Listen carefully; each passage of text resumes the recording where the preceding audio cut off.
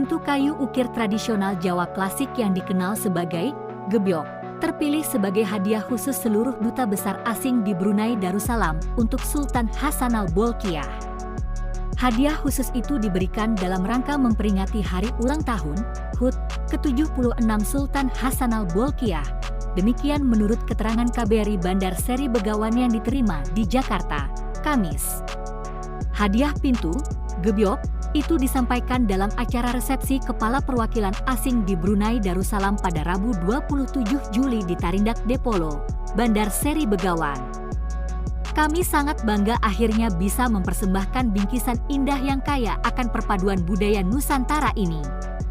Meskipun selama pandemi terdapat keterbatasan pengiriman dan logistik, akhirnya kami dapat mengirimnya ke Brunei, kata Duta Besar RI untuk Brunei Darussalam Sujatmiko.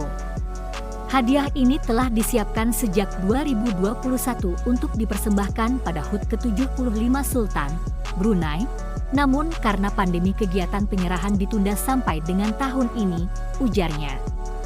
Resepsi peringatan HUT Sultan Hassanal Bolkiah bersama para dubes asing merupakan kegiatan rutin tahunan dengan hadiah yang dipersiapkan secara bergiliran dari setiap kawasan. Untuk kali ini, para dubes kawasan Asia Tenggara didapuk memilih hadiah untuk Sultan, dan setelah berbagai pertimbangan, terpilihlah gebyok usulan dari Dubes Sujatmiko.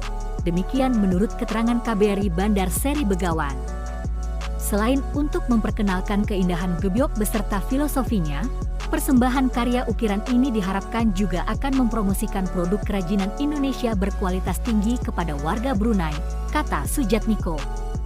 Setelah persembahan hadiah, Sultan Hassanal Bolkiah berkesempatan menyapa dan berbincang dengan para duta besar asing secara bergiliran. Kami berterima kasih kepada Duta Besar Oman Ahmed bin Hashil Al-Maskari sebagai Din dan Kepala Perwakilan Diplomatik lainnya atas kepercayaan dan dukungan mereka selama proses pengiriman dan penyampaian hadiah ini, ucap Sujatmiko. Saya berharap semoga persembahan gebyok ini akan selalu berada di hati Seri Baginda Sultan dan masyarakat Brunei Darussalam, lanjutnya.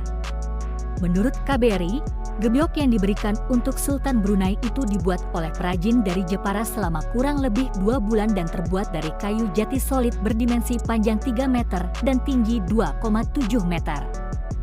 Pada bagian atas gebyok yang diberikan itu terdapat lambang Sultan Hassanal Bolkiah, sementara pada kerangka intinya terdapat ukiran kaligrafi Arab 2 kalimat syahadat serta lafzul jalaalah, Allah, dan nama Nabi Muhammad di kedua sisinya. Pintu dan panel samping gebyok diukir dengan hiasan dekoratif bunga yang menggabungkan 2 gaya ukiran Jawa. Pintunya diukir dengan motif khusus yang disebut Majapahitan, dan panelnya diukir dengan motif bunga mawar yang merupakan motif Kerawangan Kudusan. Kombinasi motif Majapahit dan Kudusan itu mengandung makna simbolis dan historis mendalam karena motif pertama mewakili periode pra-Islam kuno di Nusantara, sedangkan motif kedua mewakili periode Islam Nusantara yang didirikan oleh 9 tokoh ulama penyebar ajaran agama Islam di Nusantara, Wali Sangat. Sebagai karya seni kriya tradisional, gebyok memadukan unsur seni asli Nusantara dengan pesan-pesan keagamaan. Gebyok juga syarat dengan simbolisme spiritual dan sosial yang pada masa lalu digunakan sebagai pintu utama atau partisi ruangan pada rumah tradisional Jawa. Seiring berjalannya waktu, nilai fungsional dan artistik gebyok lebih diutamakan dalam penggunaannya pada gerbang, koridor, partisi, ataupun sebagai aksentuasi dekorasi interior pada ruangan.